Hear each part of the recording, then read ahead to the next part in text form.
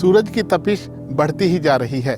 लेकिन क्या आपने गौर किया कि एशिया महाद्वीप दुनिया के किसी भी और महाद्वीप के मुकाबले कहीं तेज़ी से गर्म हो रहा है। पिछले साल यहीं पर सबसे ज़्यादा मौसम की मार पड़ी, यहीं पर सबसे ज़्यादा प्राकृतिक आपदाएं आईं। और इस साल का हाल तो आप जानते ही हैं। भारत से लेकर फिलीपींस तक लोग गर्मी से बेहाल हैं। वैज्ञानिक कहते हैं कि इस गर्मी की एक वजह एल नीनो प्रभाव हो सकता है। प्रशांत महासागर में जब हवाएं गर्म पानी को पूरब से पश्चिम की तरफ धकेलती हैं तो वहां पानी का तापमान बढ़ने लगता है। इसे एल नीनो प्रभाव कहते हैं, जिसका असर दुनिया भर के मौसम पर देखने को मिलता है। एल नीनो के साथ साथ ला नीना को भी समझना होगा। इन दोनों का संबंध प्रशांत महासागर से है। बार बार होने वाले चक्रीय पैटर्न में लैटिन अमेरिका और दक्षिण पूर्व एशिया के बीच हवा और जल का प्रवाह बदलता है और इस दौरान एल नीनो और ला नीना के चरण आते हैं। एल नीनो और ला नीना ऐसे जलवायु प्रभाव हैं जो कुछ साल के अंतराल पर प्रशांत महासागर में देखने को मिलते हैं। ये दुनिया भर के मौसम को प्रभावित कर सकते हैं। वैज्ञानिक साफ कहते हैं कि एल नीनो और ला नीना कोई तूफान नहीं है, जैसा कि बहुत से लोग सोचते हैं। तो दोनों में अंतर क्या है? सामान्य हालात में प्रशांत महासागर के ऊपर चलने वाली गर्म हवाएं पानी को दक्षिण अमेरिका के पश्चिमी तट से इंडोनेशिया की तरफ धकेलती हैं। इस तरह खाली हुई जगह को धीरे धीरे समुद्र के तल से आने वाला ठंडा पानी भरने लगता है। लेकिन ला नीना के दौरान प्रशांत महासागर के ऊपर चलने वाली हवाएं सामान्य से तेज हो जाती हैं। फिर वो कहीं ज्यादा गर्म पानी को पश्चिम में इंडोनेशिया की तरफ धकेलने लगती हैं। इससे ऑस्ट्रेलिया और इंडोनेशिया में सामान्य से ज्यादा बारिश होने लगती है, जबकि अमेरिका के दक्षिण पश्चिमी हिस्से सूखे पड़े रहते हैं। एल नीनो साल में दक्षिण अमेरिका और कैलिफोर्निया के आसपास समुद्र के पानी का तापमान सामान्य से ज्यादा होता है।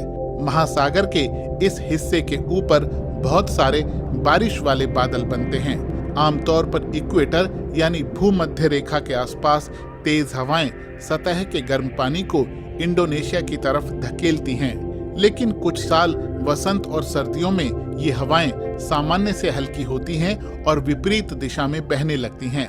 फिर ये बादल जमीन के ऊपर वाले हिस्से में जाने लगते हैं और उत्तरी अमेरिकी महाद्वीप के बड़े हिस्से में सामान्य से ज्यादा बारिश होती है। इस बीच दुनिया के अन्य हिस्सों में सूखा पड़ सकता है, जैसे इंडोनेशिया और ऑस्ट्रेलिया में। एल नीनो के दौरान बारिश के चलते दक्षिण अमेरिका के पश्चिमी इलाकों में बार बार भूस्खलन और बाढ़ देखने को मिलती है। जमीन इतनी नम हो जाती है कि चिली में अटाकामा जैसे दुनिया के सबसे सूखे रेगिस्तान में फूल खिलने लगते हैं। चूंकि तटीय इलाकों में ठंडे और पोषक तत्वों से भरपूर पानी की जगह गर्म पानी आने लगता है तो प्लवक मरने लगते हैं। इससे मछलियों को मिलने वाला खाना कम होने लगता है और वो उसकी खोज में दूसरी जगहों पर जाने लगती हैं। एल नीनो से दक्षिण पूर्व एशिया और ऑस्ट्रेलिया में अत्यधिक गर्मी और गंभीर सूखा भी पड़ता है। इससे जंगलों में आग लगने का खतरा भी बढ़ जाता है। खेती पर भी असर होता है, क्योंकि एल नीनो साल में सामान्य मॉनसून वाली बारिश नहीं होती। एल नीनो से दक्षिण पूर्व अफ्रीका भी प्रभावित होता है। वहां सूखा पड़ता है, पूर्व से पश्चिम की तरफ बहने वाली हवाओं के अभाव में, क्योंकि वो ही नमी वाली हवा को समुद्री इलाकों से जमीनी इलाकों की तरफ लेकर आती हैं। ला नीना में स्थिति एकदम उल्टी होती है। पूर्व से पश्चिम की तरफ बहने वाली हवाएं बढ़ जाती हैं। ऐसे में दक्षिण पूर्वी एशिया और ऑस्ट्रेलिया में भारी बारिश होती है। वहीं उस वक्त दक्षिण अमेरिका सूखा झेलता है। लेकिन तटीय इलाका ठंडा रहता है। समुद्र तल से पोषक तत्वों से भरपूर पानी ऊपर आता है। प्लवकों को दोबारा खाना मिलता है और मछलियां भी वापस आ जाती हैं। अप्रैल का महीना भी रिकॉर्ड बनाने के मामले में पीछे नहीं रहा। ये लगातार 11वां ऐसा महीना है जब हर महीना अपने औसत तापमान के मुकाबले सबसे गर्म महीना होने का रिकॉर्ड दर्ज कर रहा है। इस दौरान भारत के कुछ पूर्वी इलाकों में तो तापमान 45 डिग्री सेल्सियस तक को छूने लगा। वैज्ञानिकों का कहना है कि दुनिया भर में गर्मी की वजह से होने वाली मौतों का आंकड़ा लगातार बढ़ता जा रहा है और अगर धरती के बढ़ते तापमान को नहीं रोका गया, जलवायु परिवर्तन को नहीं रोका गया, तो हालात और गंभीर हो सकते हैं। थाईलैंड की राजधानी बैंकॉक की सड़कों पर सैलानी और स्थानीय निवासी बढ़ती गर्मी से निढाल हैं। देश का हीट इंडेक्स, जिसमें हवा और नमी का स्तर शामिल है, वो बढ़कर 52 डिग्री सेल्सियस तक पहुंच गया है। ये अत्यधिक खतरनाक स्तर है। अधिकारी लोगों से अपने घरों में रहने को कह रहे हैं, लेकिन जिन लोगों को अपनी रोजी रोटी सड़क पर रहकर ही कमानी है, उनके सामने कोई विकल्प नहीं है। लगता है कि बाहर काम करते हुए बेहोश हो जाऊंगा, लेकिन मैं कोई और काम भी तो नहीं कर सकता। क्या करूं?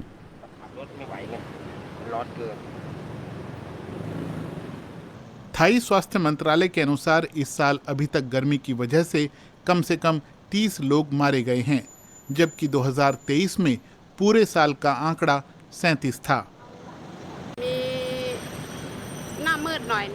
कभी कभी चक्कर से आते हैं, लेकिन बेहोश होने वाली स्थिति नहीं है। ठंडे पानी से राहत मिलती है। फिलीपींस में सदियों पुरानी एक बस्ती जो 1970 के दशक में बांध बनाने की वजह से डूब गई थी, वो फिर से दिखने लगी। सूखे और अत्यधिक गर्मी की वजह से जलाशय में पानी का स्तर 50 मीटर घट गया है। अप्रैल और मई के महीने दक्षिण एशिया और दक्षिण पूर्वी एशिया में गर्मी वाले होते हैं, लेकिन इस बार अल नीनो प्रभाव की वजह से कुछ ज्यादा ही गर्मी पड़ रही है। और भारत में तो आजकल चुनाव चल रहे हैं। गर्मी की वजह से हाल ही में केंद्रीय मंत्री नितिन गडकरी चुनाव प्रचार के दौरान मंच पर ही बेहोश हो गए। गर्मी की वजह से बांग्लादेश में बिजली की खपत बढ़ गई है। लाखों स्कूली बच्चों से घर पर रहने को कहा गया। बांग्लादेश रिकॉर्ड गर्मी का सामना कर रहा है। हालांकि पिछले दिनों हुई बारिश ने लोगों को कुछ राहत पहुंचाई। गर्मी साल दर साल बढ़ती जा रही है, क्योंकि भारी कार्बन उत्सर्जन की वजह से हमारी धरती का तापमान बढ़ रहा है और हमारी जलवायु में बदलाव हो रहा है। इसका असर हमारी ज़िंदगी, हमारे खाने, खेती बाड़ी, रहन सहन और हमारे स्वास्थ्य सब पर पड़ रहा है। इस लिहाज से देखें तो ये इस समय सबसे बड़े मुद्दों में से एक है। लेकिन क्या वाकई भारत में आजकल चुनाव चल रहे हैं? आप में से कितने लोग वोट देते समय पर्यावरण के मुद्दे के बारे में सोचते हैं? और अगर राजनीतिक दल इस पर पर्याप्त ध्यान नहीं दे रहे हैं, तो इसकी क्या वजह है? हमें कमेंट करके बताइए।